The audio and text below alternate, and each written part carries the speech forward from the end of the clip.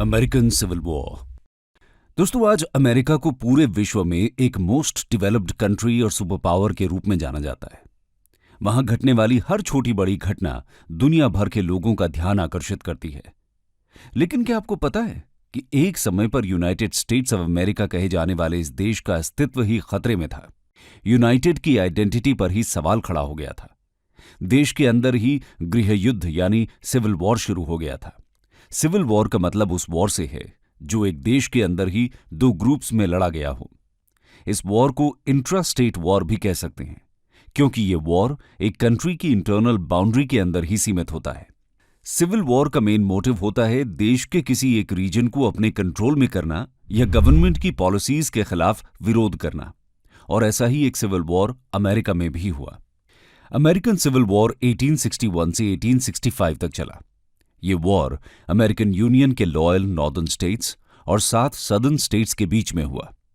ये सभी southern states United Nations of America से अलग होकर एक सेपरेट नेशन यानी कि कन्फेडरेट स्टेट्स ऑफ अमेरिका का निर्माण करना चाहते थे। इस वॉर का अमेरिकन सोसाइटी और उसकी पॉलिटिकल कंडीशंस पर काफी गहरा प्रभाव हुआ। इसके साथ ही इस सिविल वॉर को अमेरिका की सबसे भयानक त्रासदी के रूप में भी देखा जा सकता है, क्योंकि इसमें 6,20,000 अमेरिकन सोल्जर्स को अपनी जान गंवानी पड़ी थी। ये संख्या वर्ष 1861 में अमेरिका की 2% आबादी के बराबर थी। पर आखिर ऐसे क्या कारण थे जिसकी वजह से यह सिविल वॉर हुआ? आइए जानते हैं reasons behind American civil war.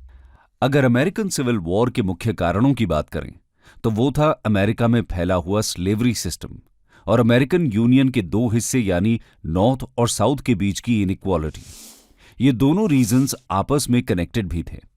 और ये कैसे हुआ, आइए डिटेल में समझते हैं। दोस्तों, 19th सेंचुरी तक अमेरिका में इंडस्ट्रियल रेवोल्यूशन हो चुका था और इसने अमेरिका को पूरी तरह से ट्रांसफॉर्म कर दिया था। लेकिन इस रेवोल्यूशन का एक लिमिटेशन भी था और वो था इसके इंपैक्ट्स नॉर्दर्न अमेरिकन स्टेट्स तक ही सीमित रहते हैं। सदर्न स्टेट्स में इसका प्रभाव न के बराबर देखने को मिलता है। यहां पहले की तरह अभी भी एग्रीकल्चर ही डोमिनेंट ऑक्यूपेशन बना हुआ था। इसीलिए ये रीजन नॉर्दर्न स्टेट्स की तुलना में काफी बैकवर्ड था। इन स्टेट्स में कॉटन और टोबैको जैसे कैश क्रॉप्स का कल्टीवेशन लार्ज स्केल पर होता था। ये क्रॉप्स लेबर इंटेंसिव क्रॉप्स की कैटेगरी में आती हैं। सदर्न स्टेट्स में एग्रीकल्चरल लेबर्स के तौर पर स्लेव्स का इस्तेमाल होता था। स्लेव लेबर की वजह से ही यहां एग्रीकल्चर प्रॉफिटेबल बना हुआ था। इसी बीच अमेरिकन टेरिटरी का वेस्टवर्ड एक्सपेंशन शुरू हो गया और सदर्न स्टेट्स के कई leaders newly formed western states में भी स्लेवरी सिस्टम का एक्सपेंशन चाहते थे। उनका कहना था कि इन वेस्टर्न टेरिटरीज में स्लेवरी लीगलाइज्ड रहनी चाहिए। लेकिन वहीं नॉर्थ अमेरिकन लीडर्स ऐसा बिल्कुल नहीं चाहते थे। नॉर्दर्न स्टेट्स स्लेवरी सिस्टम का विरोध कर रहे थे और कहीं ना कहीं इस वजह से इन दोनों रीजन्स के बीच कॉन्फ्लिक्ट बढ़ने लगा। दोस्तों, स्लेवरी सिस्टम के एक्सपेंशन को रोकने और अपने राइट्स को प्रोटेक्ट करने के लिए अफ्रीकन स्लेव्स ने कुछ एक्टिविस्ट्स के साथ मिलकर साल 1830 में अमेरिकन यूनियन के कुछ हिस्सों में एंटी स्लेवरी मूवमेंट्स को स्टार्ट किया। इस मूवमेंट की वजह से नॉर्दर्न और वेस्टर्न स्टेट्स में स्लेवरी के खिलाफ काफी प्रोटेस्ट्स हुए और मूवमेंट को सपोर्ट देते हुए यहां स्लेवरी को खत्म किया गया। लेकिन अगर बात सदर्न स्टेट्स की करें तो एंटी स्लेवरी मूवमेंट वहां ज्यादा सफल नहीं रहा। इसके पीछे का कारण यह था कि इन स्टेट्स की इकोनॉमी पूरी तरह से स्लेव्स पर डिपेंडेंट थी और स्लेवरी के खत्म होने से ये बर्बाद हो सकती थी।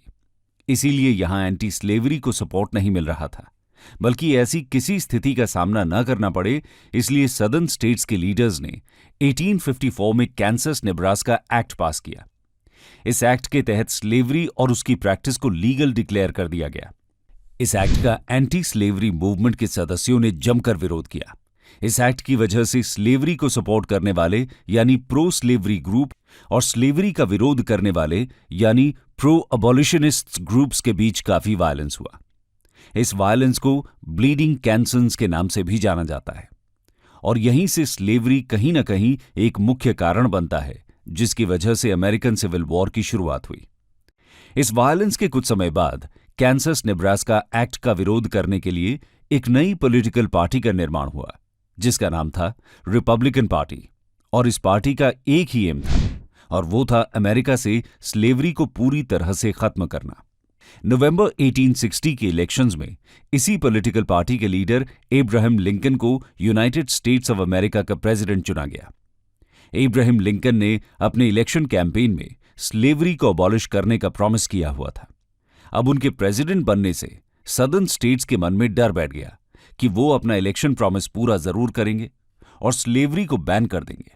इससे सदर्न स्टेट्स की इकोनॉमी पूरी तरह से चौपट हो सकती थी और इसी कारण सदर्न स्टेट्स खुद को जल्द से जल्द यूनियन से अलग कर देना चाहते थे और अपना एक इंडिपेंडेंट नेशन बनाना चाहते थे, जहां अमेरिकन प्रेसिडेंट द्वारा बनाए गए किसी भी नियम कानून को फॉलो न किया जाए।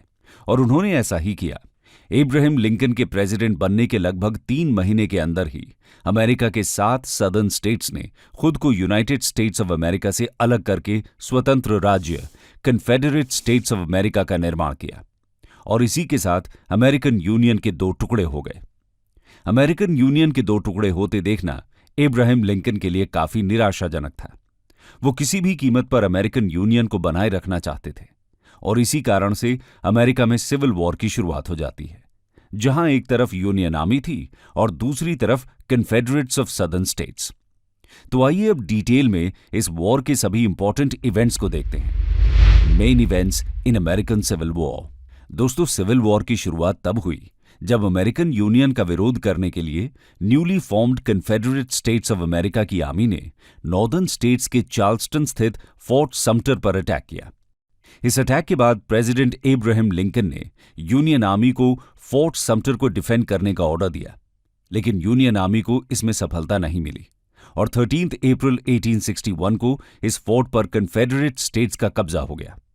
इस शानदार विक्ट्री से प्रभावित होकर 4 और सदर्न स्टेट्स यानी वर्जीनिया, आर्कांसो, नॉर्थ कैरोलिना और टेनेसी ने भी कन्फेडरेट स्टेट्स को ज्वाइन कर लिया और इसी के बाद आरंभ हुआ सिविल वॉर का पहला बैटल, जिसे first battle of bull run के नाम से भी जाना जाता है।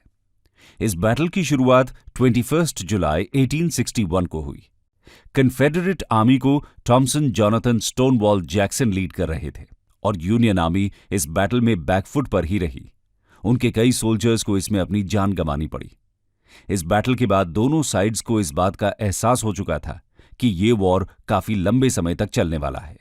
इसी वजह से दोनों ही आर्मीज ने लार्ज स्केल मोबिलाइजेशन शुरू कर दिया।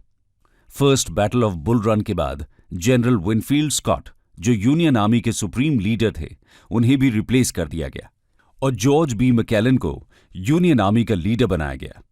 अगर कन्फेडरेट आर्मी की बात करें तो उसे भी अब जनरल रॉबर्ट ई ली लीड कर रहे थे। Second battle of bull run 29 अगस्त 1862 को शुरू हुआ।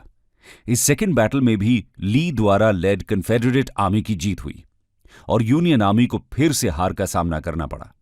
लेकिन इस हार के बाद भी मैकेलन और उनके ट्रूप्स ने हार नहीं मानी और उन्होंने अपनी गलती से सीख लेते हुए फिर से अपनी आर्मी का पुनर्गठन कर कन्फेडरेट स्टेट्स के खिलाफ 14 सितंबर को मैरीलैंड में जंग का ऐलान कर दिया। इस जंग में आखिरकार यूनियन आर्मी को जीत हासिल हुई और वो कन्फेडरेट आर्मी को शाप्सबर्ग और आसपास के रीजन से खदेड़ने में भी सफल रहे और इसी के बाद अमेरिकन सिविल वॉर का नया अध्याय शुरू हुआ, जिसका नाम था बैटल ऑफ शाप्सबर्ग। बैटल ऑफ शाप्सबर्ग 17 सितंबर को फाइट किया गया।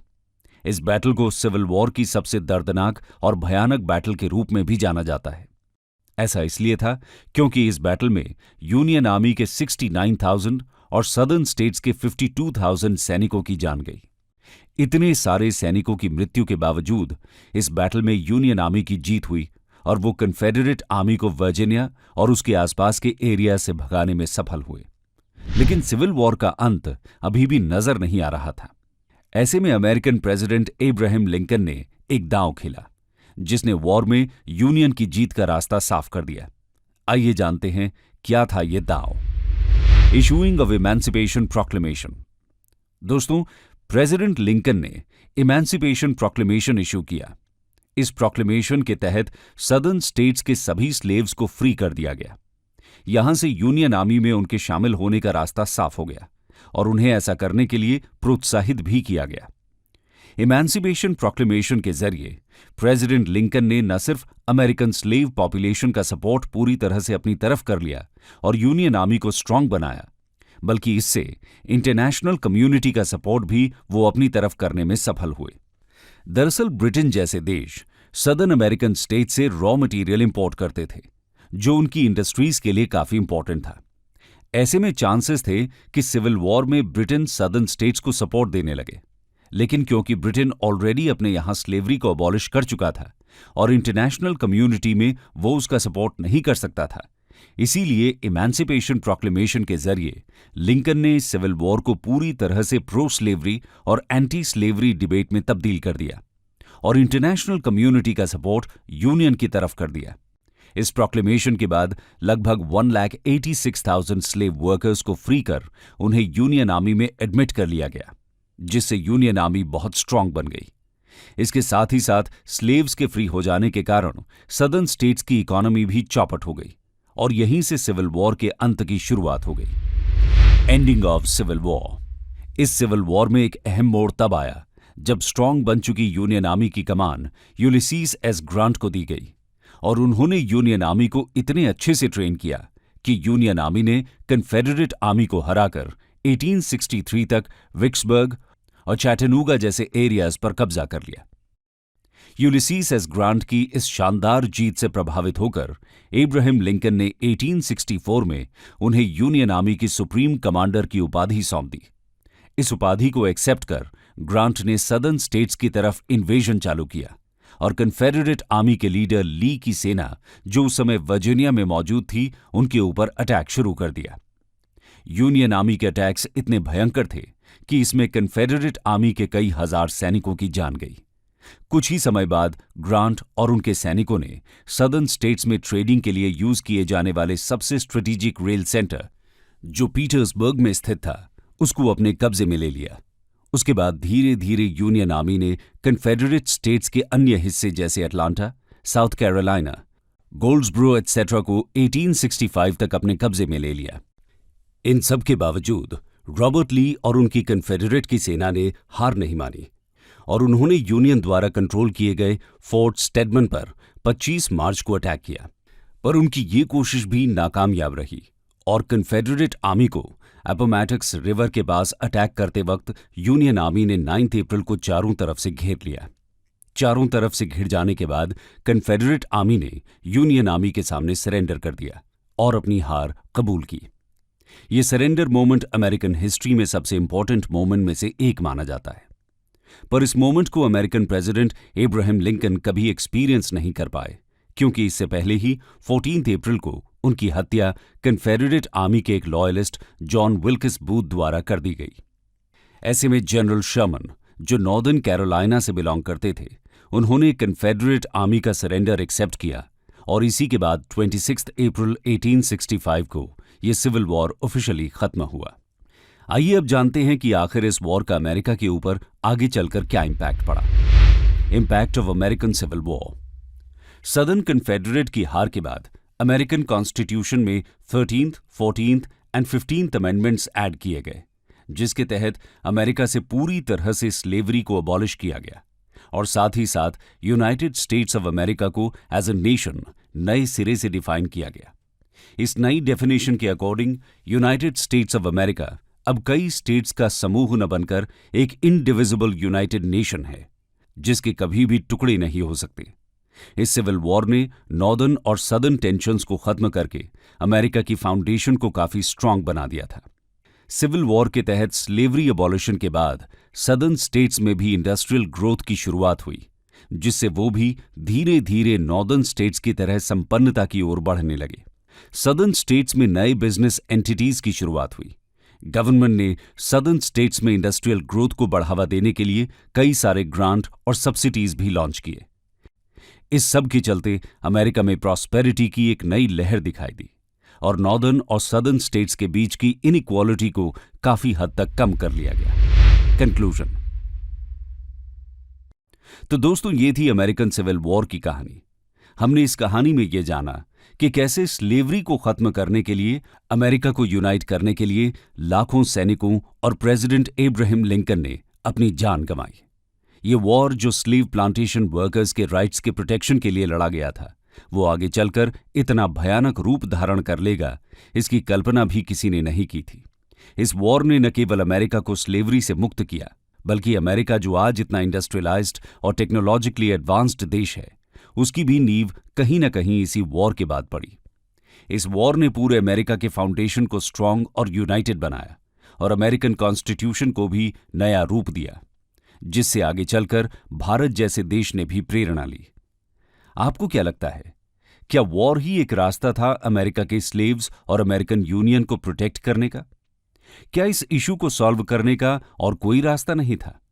क्या इब्राहिम लिंकन की हत्या टल सकती थी अगर यह वॉर न हुआ होता और अमेरिका का यह इशू एक पीसफुल अग्रीमेंट के तहत सॉल्व हो गया होता? अपनी राय हमारे साथ कमेंट्स में जरूर शेयर करें।